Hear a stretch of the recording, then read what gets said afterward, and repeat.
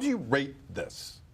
Well, I think for Toronto Maple Leafs fans, and that's what we've heard the majority of noise from since this deal was consummated, and that's because LA is basically out of it. I think it checks a lot of boxes for them. They get a top 4 defenseman. They get a defensive-minded defenseman who has a good first pass. It's not like he's terrible. He has great exits from the zone. He can do a lot of things for it. He can do a lot of things, right? He has a decent cap number at $4 million. He's signed through a year. He's not a rental. He's 29 years. Like, if Leaf fans were to lay out what they wanted in the defenseman that they have been screaming for a couple of years now, Jake Muzzin ticks me. The only box that he doesn't tick maybe is right shot defenseman, because they have a few lefties, and you wonder what's going to happen to one of those lefties in Jake Gardiner moving forward. But as of right now, breaking down this deal for the Toronto Maple Leafs, they have checked a lot of boxes, almost every one of them, with Jake Muzzin. That doesn't mean that he is going to change the game. That doesn't mean that they are now going to win the Stanley Cup. But if you were looking at what they needed, Jake Muzzin was what they needed. Yeah. Like, I mean, I'm trying to poke a hole in it, and I really can't. Well, the only hole that you could poke in it is that there's only one of them. Only one Jake Muzzin? Right. They need 3 more. They might need one. They need 3 more. They might need 2 more. They've got 3. Morgan Riley's not as good as Morgan Riley, but the same type of player. Jake Gardiner, Travis Dermott.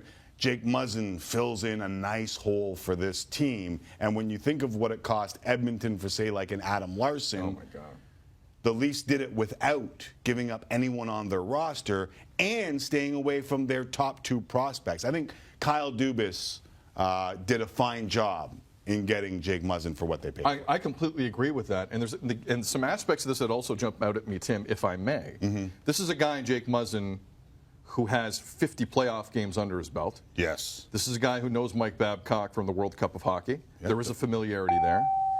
As we talked about briefly, you could penalty kill him, you can power play him. Yep. He does not look out of place anywhere on the ice. He was averaging, I think, 21 minutes a game with LA. Again, you give up the first rounder, but late round pick in the first round. I think I still screwed that up. But remember, he signed through next year. Yeah.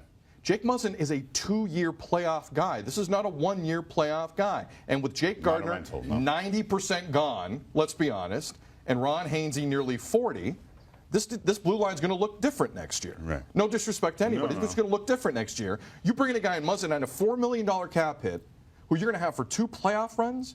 Are you kidding me? And you didn't give up a roster player for this guy?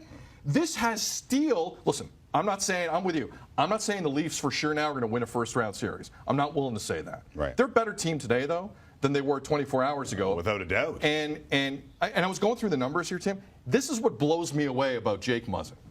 Right now, the LA Kings have the worst goal differential in hockey. Minus 36. Muzzin is a plus 10. Yeah. How the hell does that happen? Yeah, he's been an analytics darling for a while. That's crazy to me. And he was a plus 10 a year ago. Now, they were a team a year ago, but he was a plus 10 a year ago. Tim, I look for the negative in everything. I think any good human does that. But I can't see it here. Right. Again, I'm not saying for sure second round, but they're a better team.